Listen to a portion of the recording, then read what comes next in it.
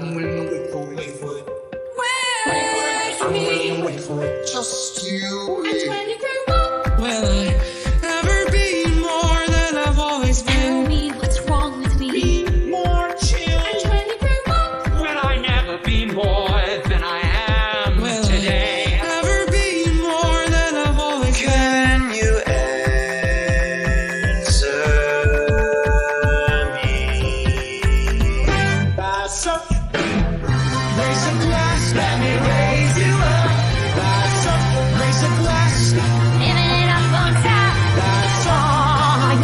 That's I climb higher and higher. That's up, let me raise you up. Say my name, Christine. Hello. Say my name. My name is Alexander Hamilton. Nothing's as amazing as a musical on Broadway. I love play rehearsal. Then baby, let me be your right-hand man. Like I'd never seen the sky before. All we see is sky for forever. I am one with the wind and sky. The moon, the air, the sky. Only a matter of time.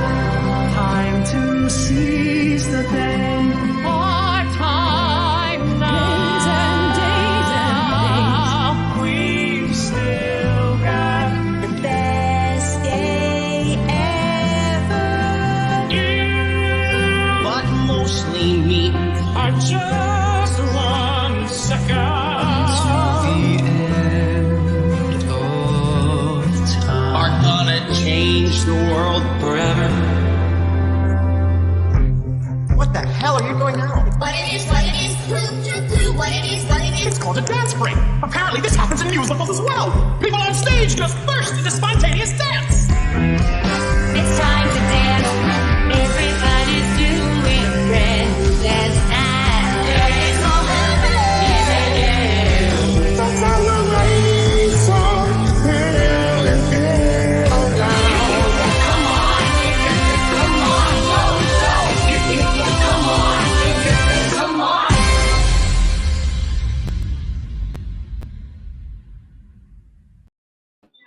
Hey everybody, it's Michael and we're here at the Broadway Makers Marketplace. It's day number 3 of Broadway Extravaganza. Welcome, we're excited to have you here. We're excited to have all of our fans as well. Thank you for joining us. Today we are doing a Beetlejuice fan meetup as well as a Newsies fan meetup, and we have a Night of the Stars. That's the activities happening for today.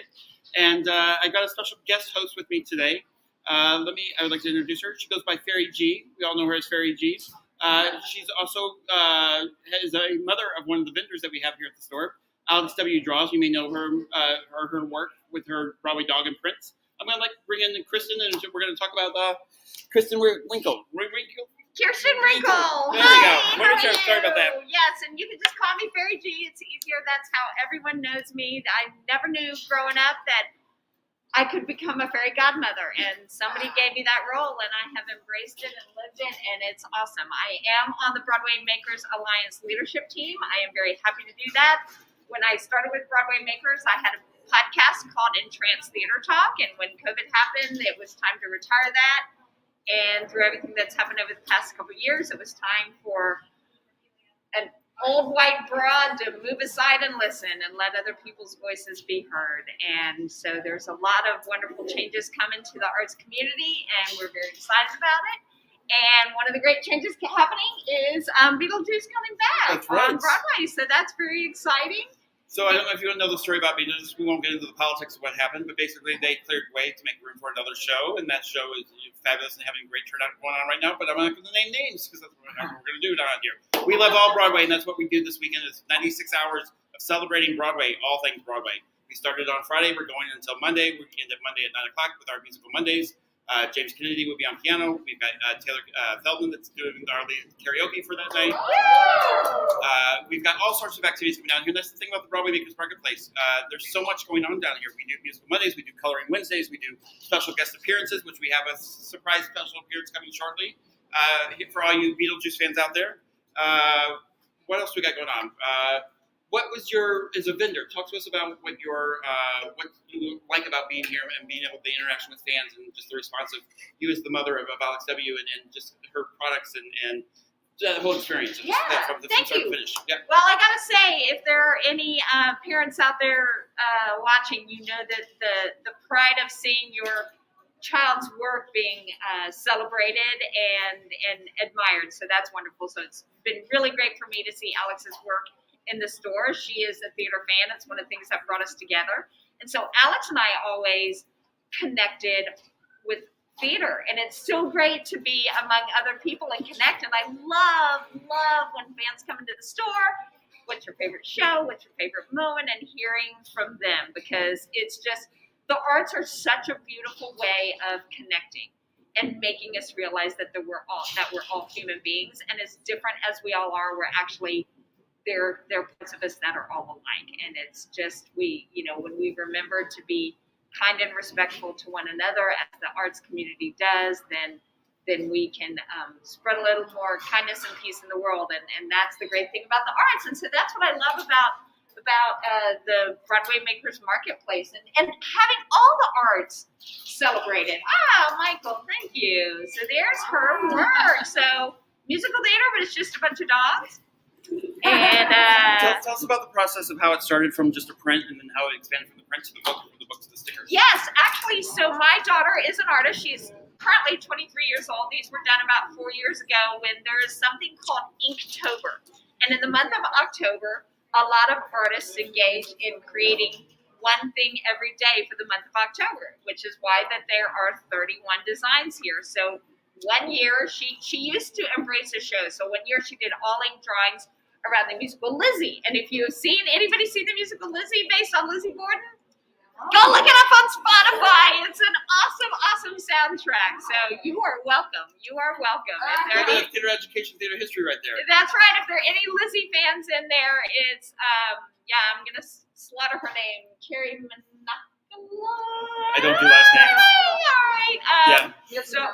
Apologies. So anyway, so she created that and decided to make prints and put them all in a book because a lot of people want to do that.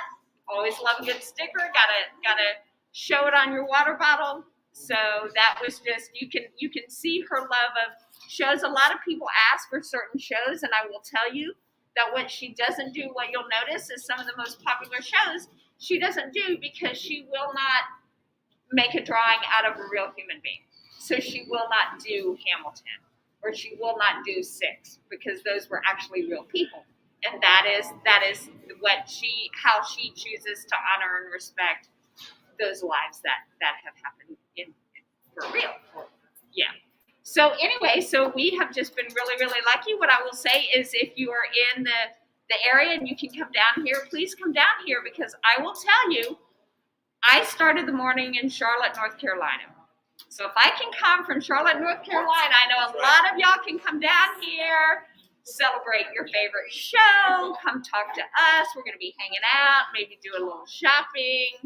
I don't even time to speak. What is it? It's in the end of February. I'm sure there's something coming up that we all need to celebrate for. But and Beetlejuice is such a fun show.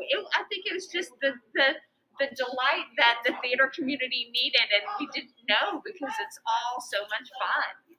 Speaking of Beetlejuice and celebrations, we know the BroadwayCon was supposed to be this weekend. That's kind of why we're here at the moment, is to pay homage to BroadwayCon, and we all wish we were there together, but we will all be there and supporting them in July when it comes back, July 8th, 9th, and 10th. If you're not familiar with BroadwayCon, you go check it out at BroadwayCon.com. But this is our salute. There were several people coming into town this weekend already. So it was doing what we do here at the marketplace, and it's our musical Mondays and events, bringing people together, bringing the fans together, because there's been a loss of just talking about Broadway and celebrating Broadway. So that's what we're doing this weekend. Like I said, it's 96 hours straight through from Friday to Monday, not straight through, but 96 hours from Friday to Monday that we're celebrating Broadway. And we have a special gift from one of our vendors. It's Stage Door Siblings. If you don't know Stage Door Siblings, you should go check them out on YouTube. They are one of our members of the Broadway Makers Alliance in the marketplace here. They helped us set up the store when we opened over the weekend for today's event, or this weekend's event. But they created a little BroadwayCon tribute, so we're going to show that to you right now. So stand by.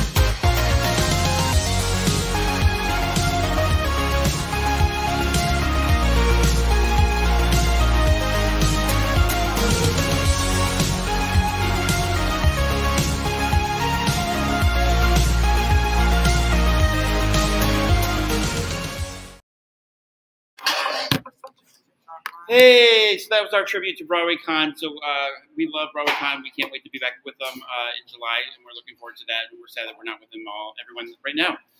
So this morning, we're doing a fan meetup, and it's for Beetlejuice the musical. It's coming back to Broadway here next month. I believe that they start rehearsals tomorrow, actually, to go back into for this round of this version of the show, I should say. What was your favorite thing about Beetlejuice? There's like so much special effects that are in there. Oh my Matt gosh. DiCarlo, the production stage manager, there's a good friend of mine. There's just so much about Beetlejuice that there's so much to talk about it. You know, I think part of it was that I had seen the movie, and yet there was still so much that felt new and fresh and fun, and it just, the costumes, the whole thing, the energy of it was lovely.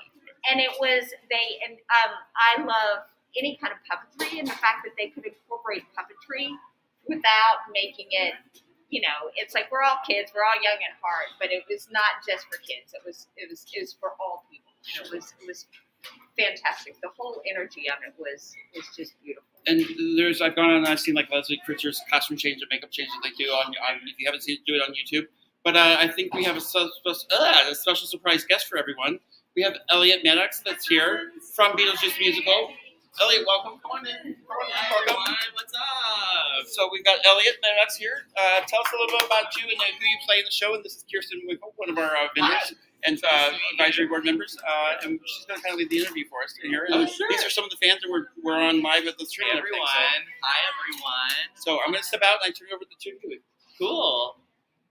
How we doing, folks? Good. Awesome. This is amazing. Yeah, tell us about you. Okay. First of all, so what you'll find out about me is I believe that what is the most important thing about you is your beingness and not your doingness.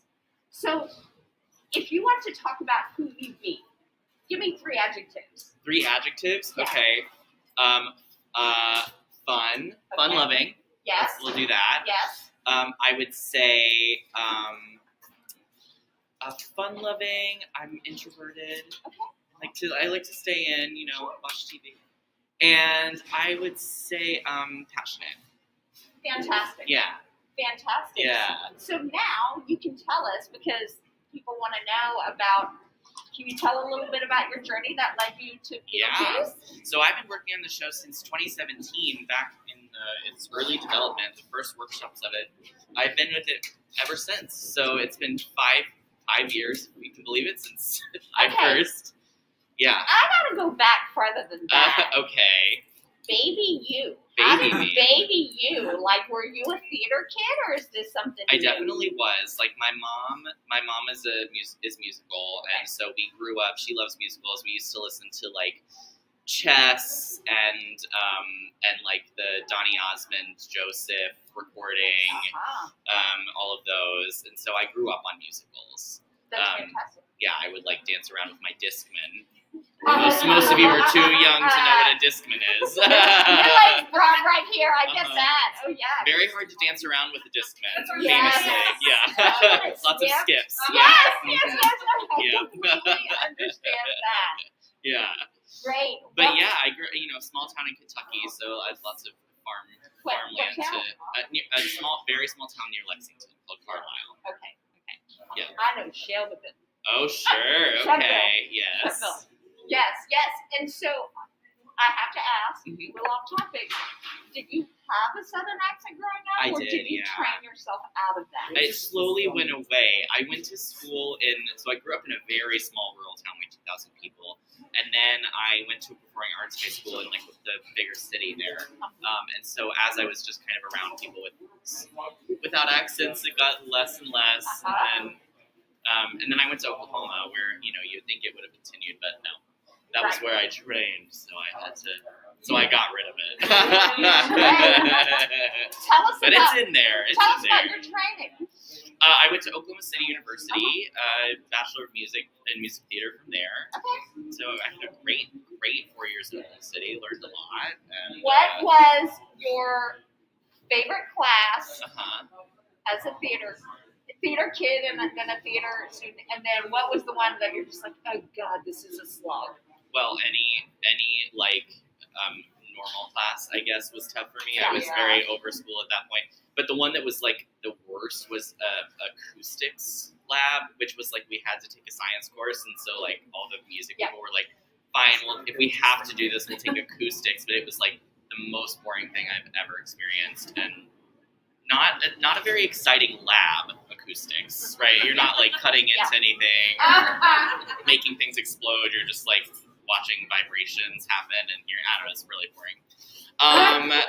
My favorite class actually was because I got a liberal arts degree, so my favorite class actually was like probably like world religions, or we had like we had a lot of like music and culture classes, which were really interesting to me.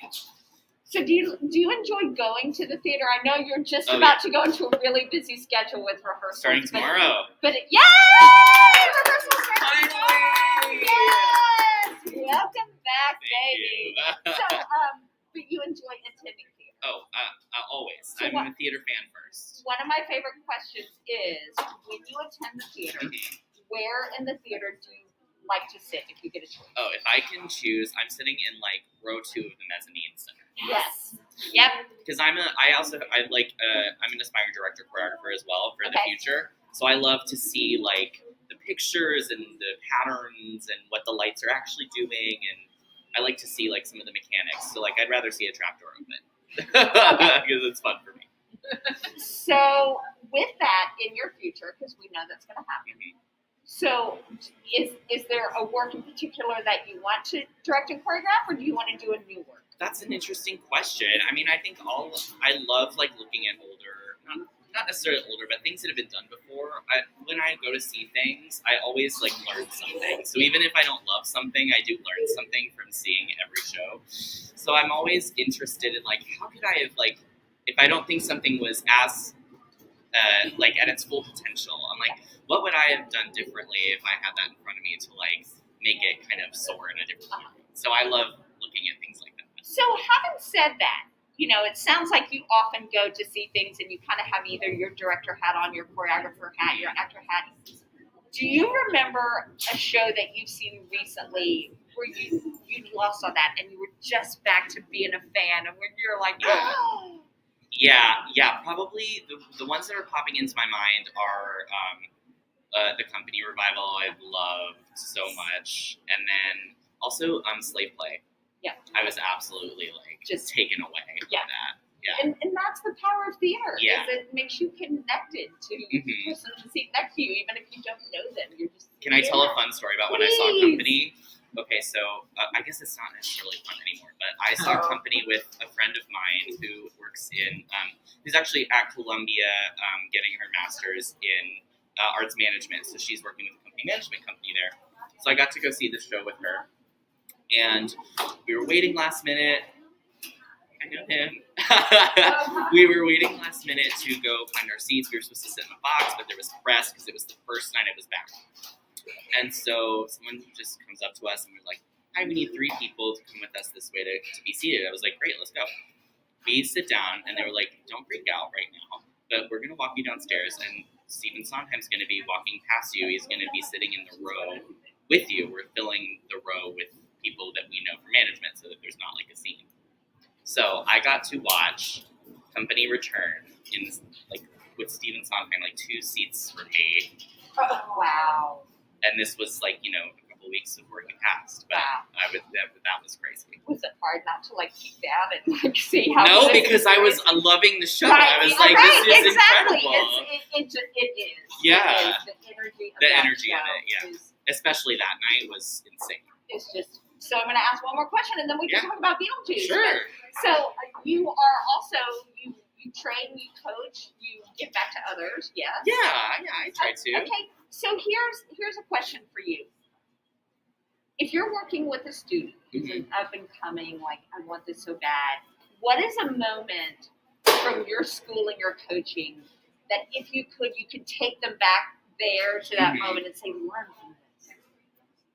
Gosh, that's a great question. I think that for me, what I found in my experience is that like it's the matter of like we work so hard in school, and this isn't anything we do in life, right? We work so hard for like to reach a goal, and can be really hyper focused, but sometimes like the biggest things you learn and the most important lessons just come from like your failures or just doing it. Like, so I would tell myself to just maybe have a little more fun, take it a little less seriously, because at the end of the day, this is all about community and training is important and all of that, but it's all about like fostering relationships and like you said, just being a person with people. Yes, Yeah. exactly, Yeah. exactly. You know, that's one of the things that I think has been, you know, one of the best things that I have learned is how to, what I call, take a failure bow with grace.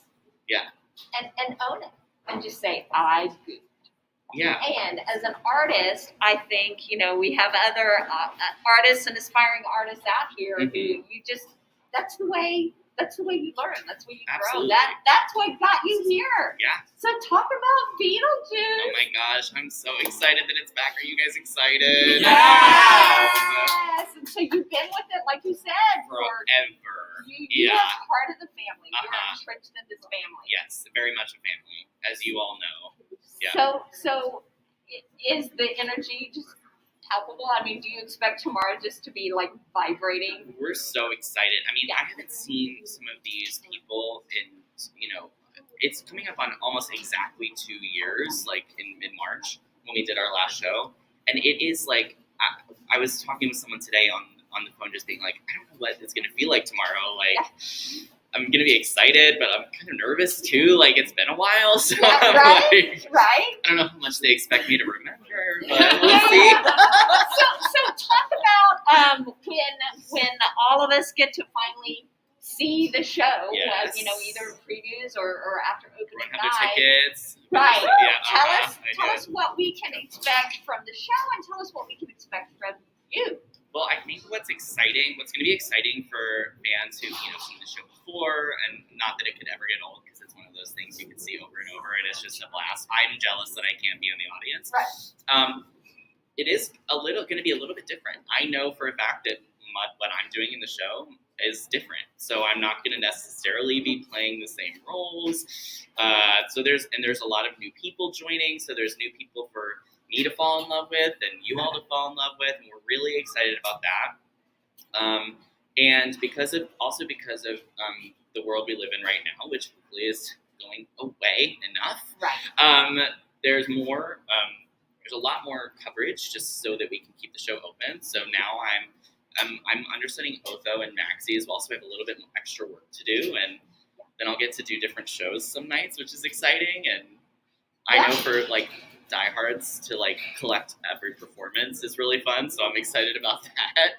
It's going to be a blast. It's not just a reopen and rehashing of the same show. It's going to be an exciting new experience. So tell us about this, because that means you are working so incredibly hard, and everyone is. The dressers are working hard, the ushers, the wig people, the people who are making sure your costumes are prepped, like every single person, the lighting people, the stage manager, shout out to stage managers, Michael. You're all working hard. Can you talk to, especially because we have a lot of students and aspiring artists and people who are artists, can you talk about how do you take care of yourself, especially in the day and age of COVID, or even still winter? It's still cold and flu season. How do you do that? How do you fuel your body in a healthy way? How do you make sure that you're preventing injury and all of that? Can you talk about that? I would say check back with me in 3 weeks and see how I'm doing, because honestly, I mean, I've been out of practice for a long time, and I've been lucky enough throughout this time to have little projects here and there that have gotten me back on my feet and being like, oh, I need to like do this to take care of myself at home. Or, you know, in the age of COVID, unfortunately, I think it's better now, but especially in its peak, you know, it's difficult to balance, you know, social life and relationships and all of that when you're doing this really intense schedule. But especially with COVID, it's like you don't want to, you know, put your castmates at risk. You don't want to be out of work. So sometimes you have to like sacrifice social life and be like, okay, I can't go out to a bar this weekend and, you know, have a release with my friends because I do need to like be extra cautious during this time of health. So it's all of those things balancing. It is really challenging. So I am thrilled to get back to work, but I am interested to see what it's like balancing that in this whole with all these new factors that I haven't had to balance before. Yeah. So So there, the show it's is. difficult. So those of us who've seen the show, you know it's wonderful. This energy is incredible. You get this massive standing ovation, which is going to happen, and I imagine that feels like really freaking good. You change out of your costume, you get home. Are you pooped or are you wired? I'm wired. I'm a bed at 2:30 person. I am I'm a night owl. You know, this was early. I was like, I have to make sure I wake up. I set an earlier alarm today just to make sure I was like able to speak to you all. As you see, this is like the second coffee already. Yeah. So yeah. So I get home and I turn on the TV and I debrief my day with my partner and then watch YouTube and have a cocktail. Right. I've always been curious. I don't know about y'all, but I've always been curious when you have 2 show days. It's a really random question. No, yeah. Do you eat like a full meal or in between that, or the second show where you're like, oh God, I'm feeling that? I have to eat a full meal. Because you have to fuel your body. Yes, but I know that specifically everyone is different and everyone has to do different things. Like I know that when Alex is doing the show, he has to eat very specific foods at early in the dinner break so that his body has time to digest, so that he's not feeling full or sluggish or anything like that. And so I'm not doing quite the same amount of work. It's different work what we're doing, but I can have a full meal. Yeah. And especially when you're balancing that work home balance, it would be nice to just grab takeout and take a nap at the theater. But on those 2 show days, generally, I was, taking the train back up to my apartment so that I could make dinner with my partner, sit down, watch some TV, talk a little bit before I head back out. So, it's making that extra effort, but it was important to have that kind of extra balance. But luckily, I live a lot closer to the theater now, so I can just walk. Right. So that'll be great. I can take a nap in my bed. Favorite song and favorite moment from the show as a person in the show? Oh my gosh! Well, my favorite song actually is the end. It's the Shakes and Wire with Dead Mom over it. I remember the first time I heard it, I was crying. I get emotional every time I hear it. So that's my favorite song. My favorite moment, doing the show. Yes, we'll start with that. I really like the dinner scene and the end of Act 1. It's really fun to just be kind of watching it and playing with everyone and having moments with a lot of different people. And there's a lot of backstage moments that are really fun. I'm really excited to get back into that routine and see what my backstage kind of rituals are different now, and that's always fun for me. What is a moment where you or somebody in the cast was the show went flawlessly, because that's what they do is they have these flawless shows and it's beautiful, and you're backstage going, oh my God, can you believe that happened? Oh my gosh. Can you share a little bit of something? I feel like that there's something like that all the time. Really? Oh yeah, and for me, I feel like it's generally a contact fell out or something a costume fail. Yeah, costume moment, or I don't know. There's a lot of moments in that, but I will also say that we run a really tight ship there, and so there really aren't a lot of mishaps in our show, because you really can't. Right. It's a lot of moving parts and it's really intricate, so we're pretty on top of it. I would say our backstage, I can't believe that happened, is about the news that day or something. and I remember interviewing a dresser. Yeah. And she called it the backstage ballet. Oh, absolutely. Because there's scenery coming in, and y'all have those huge props and the puppets and all of that, and you're trying to change costumes and all of that going on. And so it's a well choreographed. Yeah. That nobody sees. No, nobody sees it, and there's also a lot of moments for us to have some stupid fun. I would say I really do enjoy Creepy Old Guy because I've been a skeleton head, so we can really make some trouble when we're not fully seen. Yeah. It's fun. Do you have a favorite dressing room moment? Oh my gosh, our dressing room is so fun. The people are just like the best. Like some of my best friends in the whole world are there. So I'm excited to just get in the room and like joke with them. I mean, it is, it's obviously a group of funny people, and so we just go off. We really like go back and forth, and it's so much fun. It's my favorite part That's fantastic. of being there. Is just the community of it. That's fantastic. Well, we have a lot of fans here. Does anybody want to ask a question? And yes. Yeah. I was just curious about if you could talk a little bit about like. I think it's such a testament to the show when you see people like yourself who have been with it for so long. I feel like other shows come from way Hades Town that have had those type of people, and like it's an amazing experience to do that, to have people who do that. So I'm just curious if you could talk about that, talk maybe about like what has changed in the show, things you missed, things you love or new, and about that journey. I know that's a lot. No, of course. I mean, I saw Come From Away the other day, and it was like I had seen it like in previews in 2017 or something. So I was like, oh my god, it's so cool to see the same people in these roles, and it's still very exciting to go watch that show. It doesn't feel stale at all, and I think it definitely feels the same in our world as well. But there's a lot that's changed. I was with it from the very beginning. There were lots of songs and things that I really enjoyed doing. Like once there was like a boy band feature that was really fun that I did from the very beginning on, and even out of town in Washington, D.C. It was really great, and but they took it out and changed it because they wanted to serve the story better. So that's where Miss Argentina's song came in. That was like one of the last things to change, and it really does serve the story and the themes of the show better.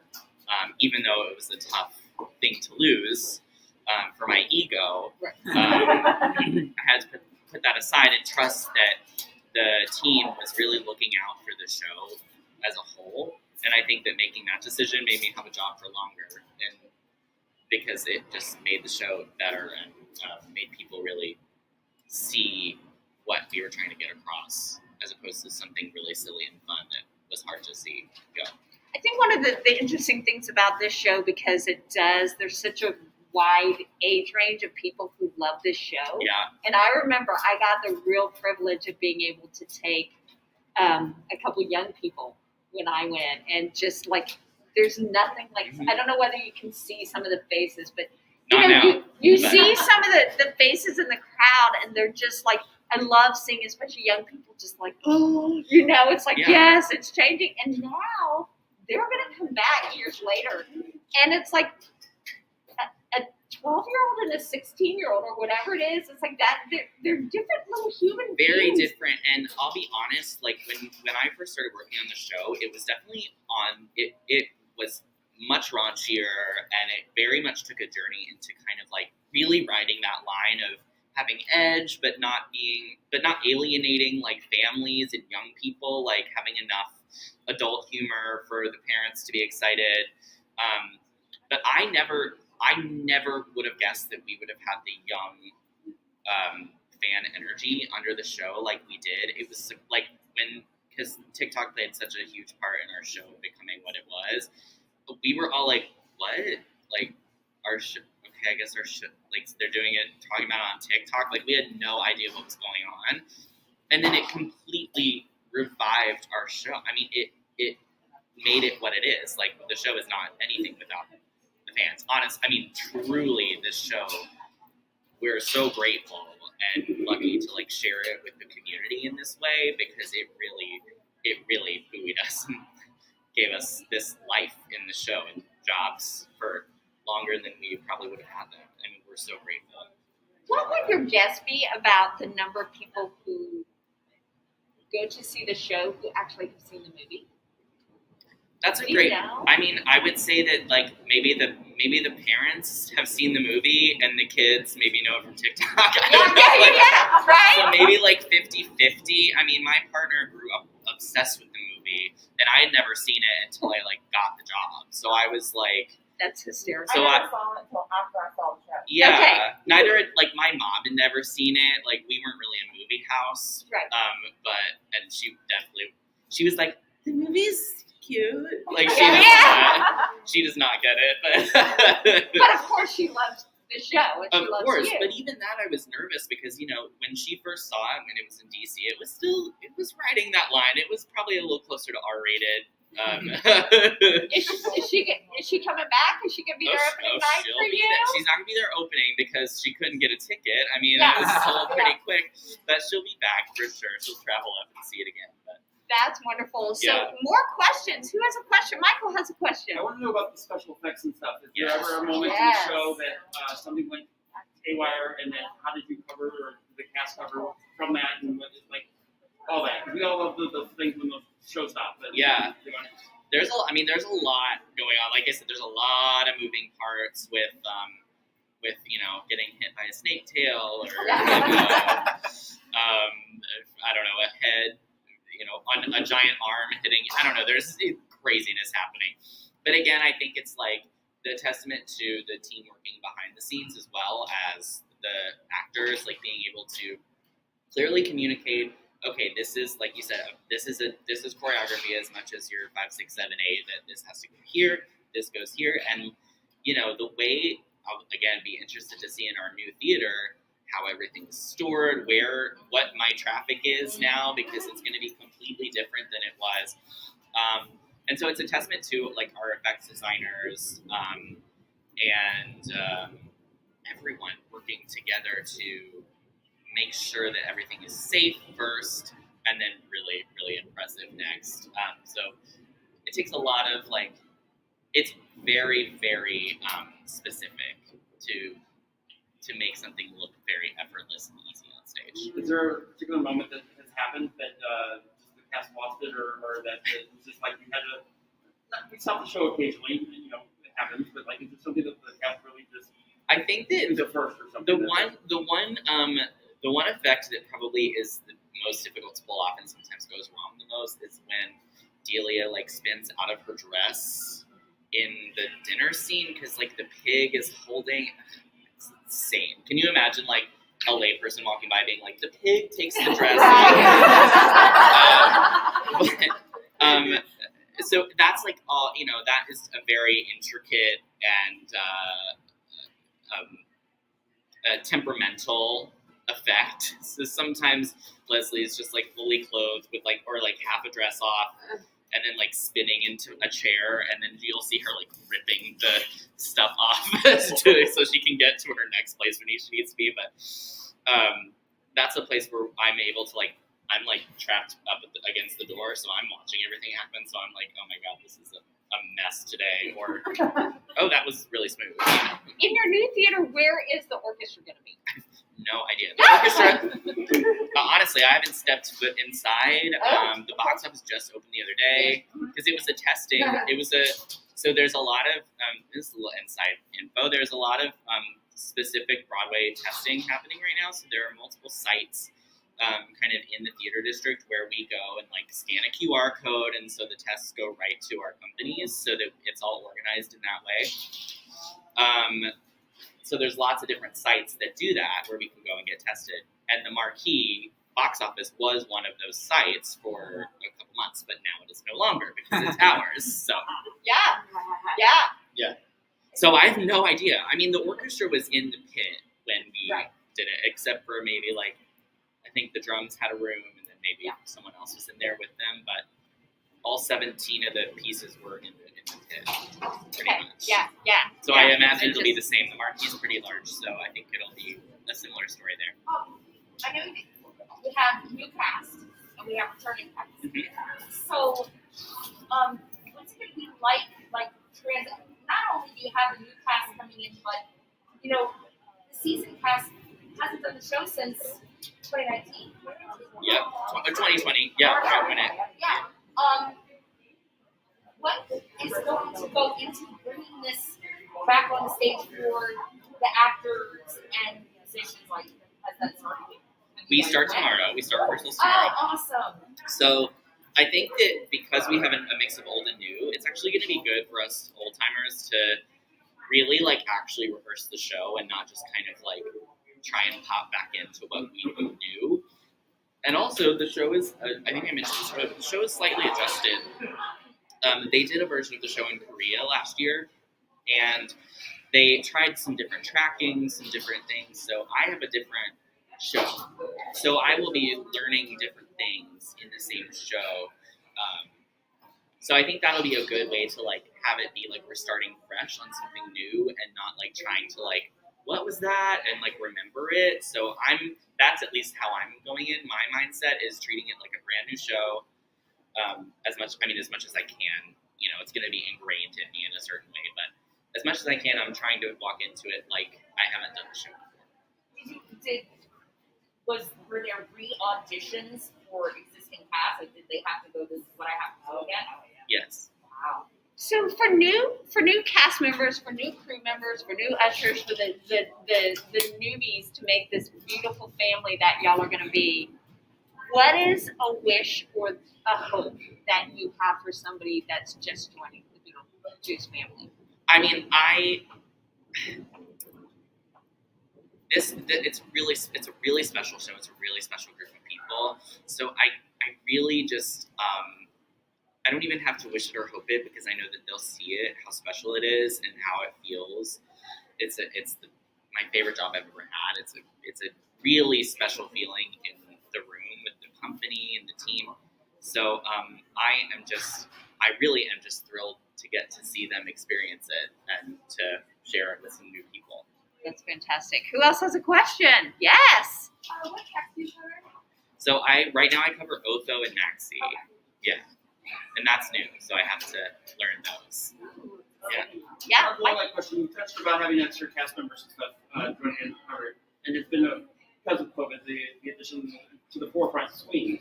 Mm-hmm. What is it having to cover two other characters? Is it not the standbys or understudies? What's that like for your preparation to go back between one or another? For maybe those that don't know what a swing is, or can you guys talk about that a little bit more? Yeah, sure. So I've understudied before. My very first Broadway show I covered, and so Charlie and the Chocolate Factory. I knew that one. So I understudied Augustus Gloop and Mike TV in that, and so I have done that before, so I feel experienced in that. I'll be interested again. It's just kind of another. It's another like balance to work life because once we finished rehearsals for the show, I didn't cover anything before, so I didn't really have to go into rehearsals very often or anything like that. So now I'm going to be adding, extra rehearsal days into my week. I'm going to be having to get back in the mindset of like, oh, I don't know how the coverage works. Like, will I be like dancing in Beautiful Sound and then changing into Otho, or you know what I mean? I don't know exactly how it's all going to work. So I'll be interested to see what that all means. I mean, TBD. So here's the thing: is so people are, you've been in shows. You are a seasoned performer. There are people who, fan after you. They're like, oh wow, that's like so cool. Like I got to meet or I got to see you in this show. Being this successful performer, who is that person that you're just like, oh my god, it's so and so. Oh wow. Do you fan over anybody? Oh yeah. I mean, I'm a fan first. Like I said earlier, I see everything. I love to keep that part of myself. My icons are Jane Krakowski came to the show. That was big for me. Oh, I love funny people. Yes.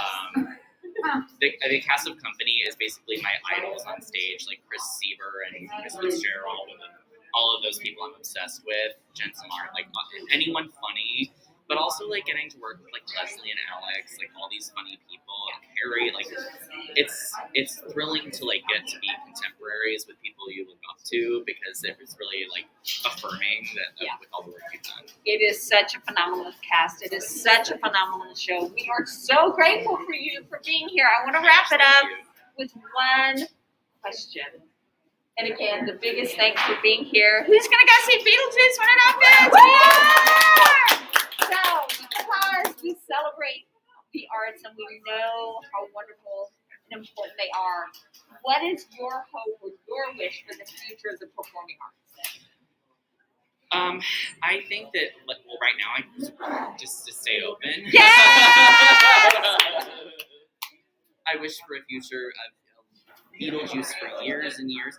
No, I what I love about being part of the show is that it does what I love to do in this life, which is like make people happy, make people laugh, like bring joy to people in that way, and give them escape from their lives.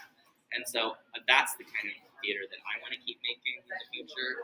And so I hope that everyone continues to see a place and a value for joy and laughter, and making an escape available for people. That's wonderful. Thank you so much for being here. Thank you all so much. Thank you so much. Everyone go see Beetlejuice real quick. Starts in previews on April 8th. Starts in opening night is The 20th. after that. Yep. And the address of the theater is 45th, 6th Street. and It's a passway, so you can come between. But I think it's on 46. tickets available on Teletrack. Beetlejuice.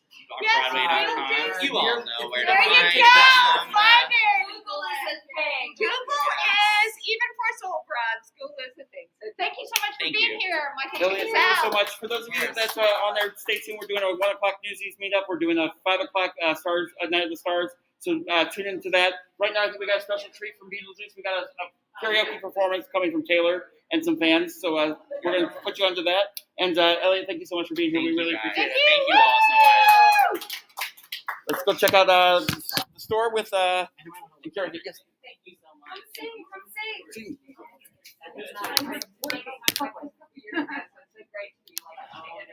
Yeah, no, thank you for letting me.